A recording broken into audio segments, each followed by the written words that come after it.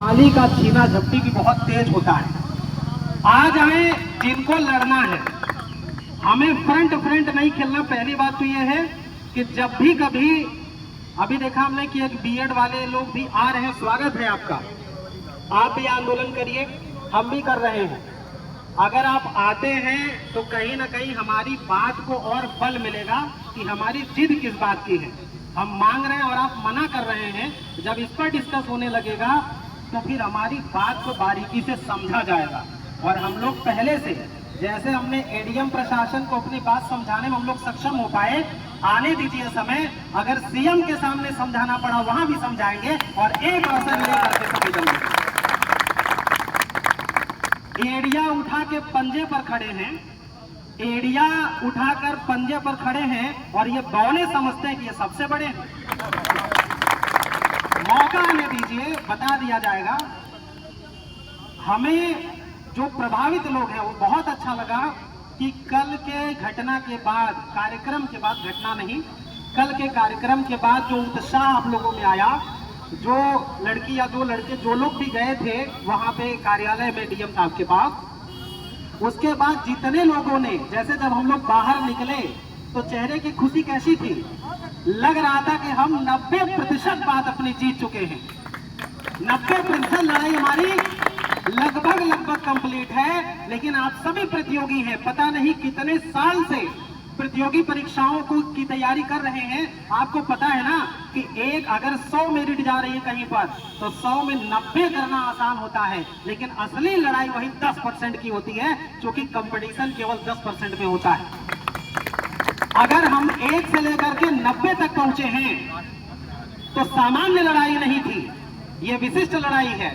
और उसमें भी अगर हम 90 को 100 में कन्वर्ट करने का मादा रखते हैं तो वो दिन दूर नहीं जब पुरानी नियमावली से फिर से विज्ञापन आएगा और सारे भाई बहन इस बार मेहनत से अपना एक पद लेकर के इस गर्म जो धरती है इसको भी प्रणाम करेंगे और जो लोग हमारा साथ और समर्थन कर रहे हैं उनको भी प्रणाम करेंगे।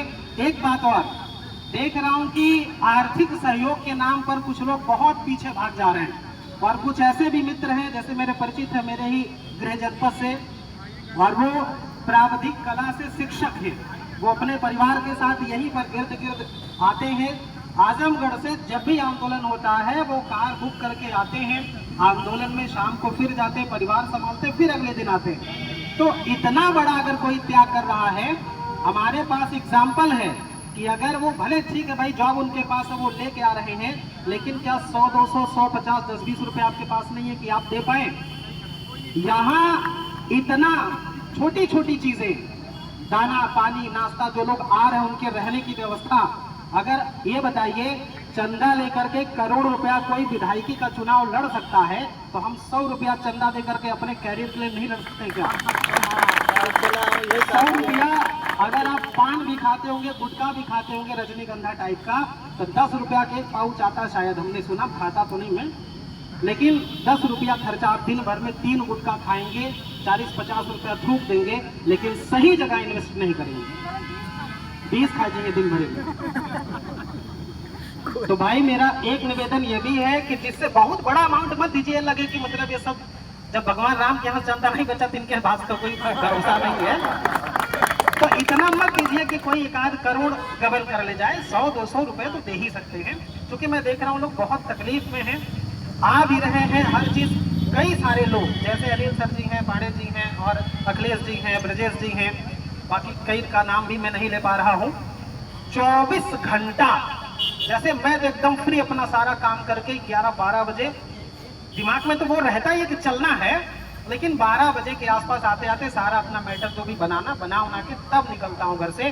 12:30 बजे तक यहाँ आता हूँ। लेकिन ये दरी ले आना, माइक ले आना, इसको चार्ज करना, पानी कहाँ से आएगा, बोतल ना खो जाए, बिस्किट ना कम पड़ जाए, इसकी जो जिम्मेदारी 24 घंटा निभाता है वो आपके पिता तुल्य काम कर रहा है, आपके लिए लड़ रहा है 24 घंटा।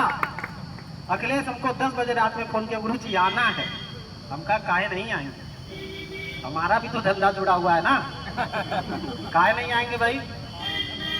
अगर हर आदमी थोड़ा थोड़ा पेंग मारना जानते होंगे तो झूला पहले पड़ता था, जरा सा पेंग मारेंगे तो वही पेंग जाके पट्टी छू जाती थी डारवली ना, झलुआ झूलते बचपनों में नहीं, पचैया दिन वहां नाग पंचमी के दिन जरा जरा सा पेंग मारिए, जहां है हल्का सा 100 रुपया मदद कर देंगे, हल्का सा पेंग हो गया, 2 लोग लेके आए, हल्का सा मदद हो गया, जहां है बस लगे रहिए।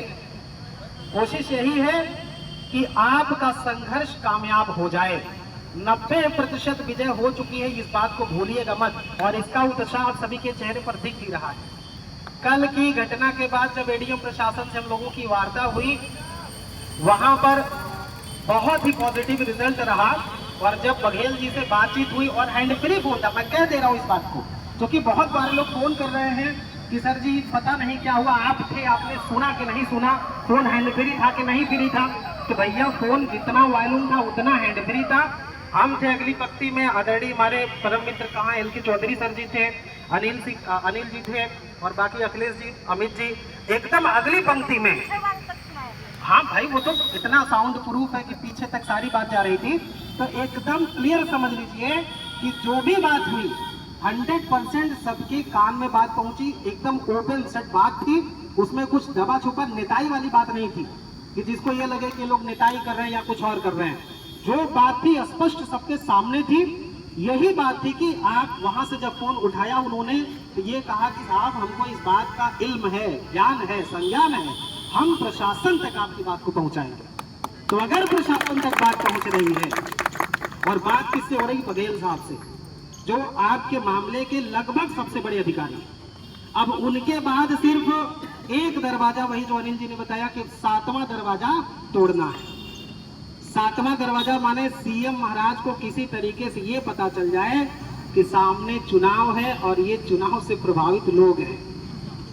बस एक खाली हुक्म आ जाए कि ठीक है, ये वाली भर्तियां हम पूरन किस दे रहे हैं, और आएगा आएगा आएगा, क्यों नहीं आएगा। आप जज्बाती बने रहिए, लगातार बने रहिए।